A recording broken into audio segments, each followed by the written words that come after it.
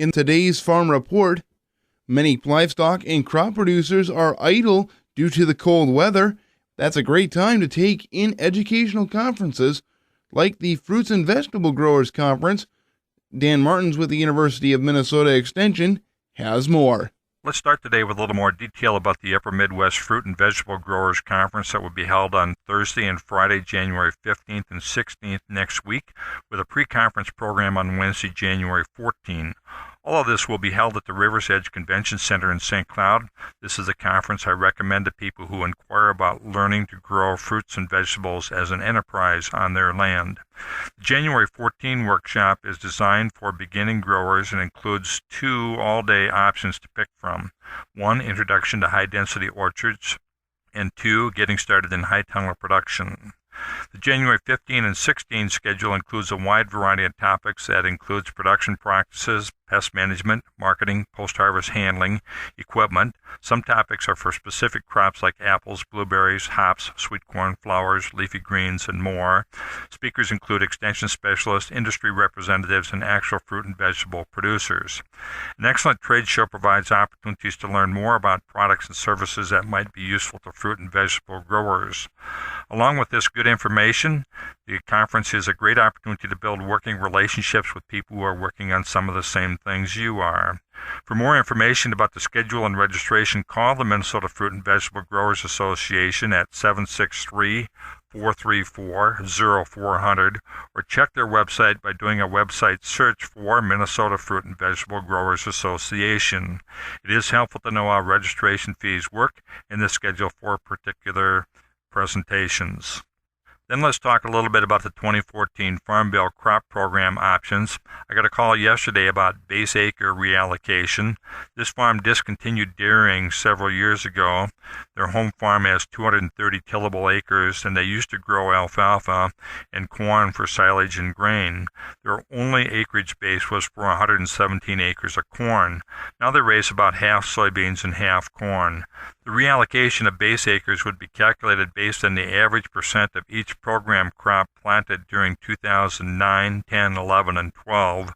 They planted an average of 50% corn and 50% soybeans during those 4 years, so the reallocated base acres would be 50% of the existing 117-acre base for corn at 58.5 acres and 50% or 58.5 acres for soybeans. Even though they planted all 230 acres in commodity crops during the last 4 years, there cannot be more base acres than the original 117. If there are any crop program payments for 2014 to 2018, it is expected that payments would be more for corn than for soybeans, so in this situation it would generally be advised to keep the old 117-acre corn base. The key point here is that you cannot increase total base acres.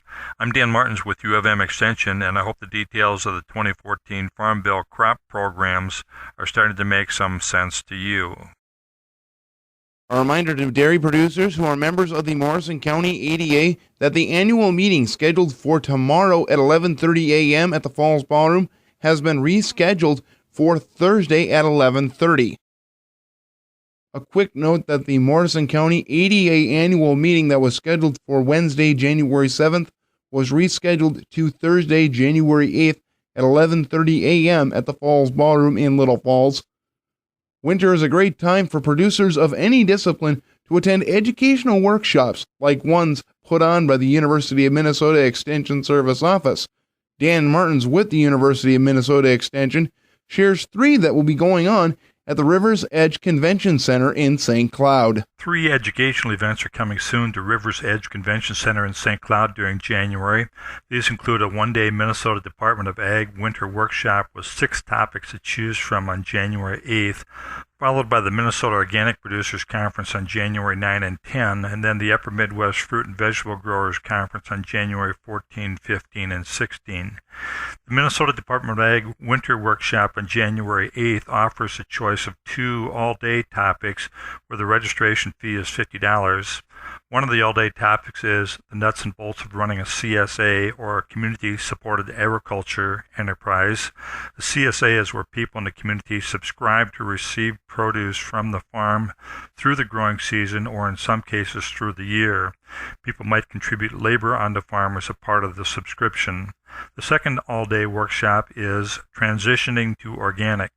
The 4 half-day topics have a $25 registration fee and include grazing basics, in reality checking your farm plan in the morning, and then in the afternoon, fine-tuning your grazing system and saving your own seed.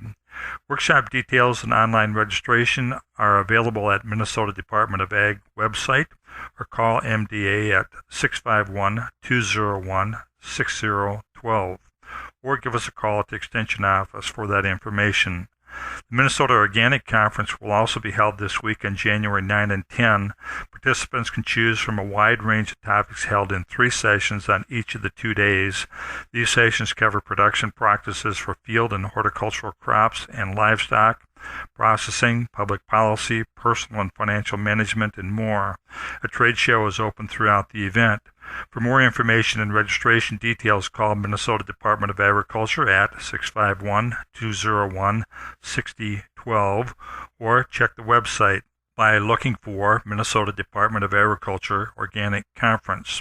The 2014 Farm Bill Crop Program meetings that will be held this week include sites in Aitkin at the American Legion, Wednesday, January 7th, 9:30 in the morning to noon, Alexandria at the Holiday Inn, also January 7th in the afternoon, 1:30 to 4, and Cambridge at American Jane's on Thursday, January 8th, 12:30 to 3 p.m.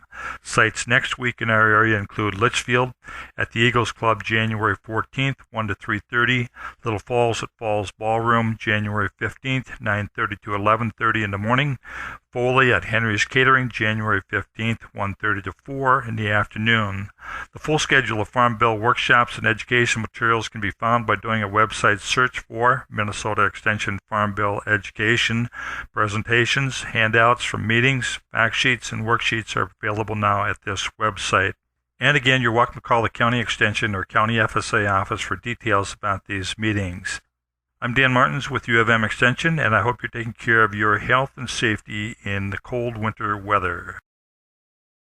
If you run a family-owned business, you know the importance of developing a succession plan to pass on the business to the next generation. Now, if you're a farmer, the same principle applies. And as Attorney John Baker of Iowa State University Extension notes, moving a land is relatively simple to do. We have wills, trusts, gifts, and how you own property. So it is up to both the owner and successor to be clear what they want to do in terms of a farm succession plan. In business succession planning, it's communication, communication, communication. But it's what are they communicating about? In other words, families know how to communicate as families, but may not necessarily know how to talk about a business succession plan, speaking in the vocabulary of business. Also, what's the role? They're always going to be fathers, sons are always sons. But if we were all in business together, that organization chart would change. If my father, he was the CEO eventually, I would have been the CEO.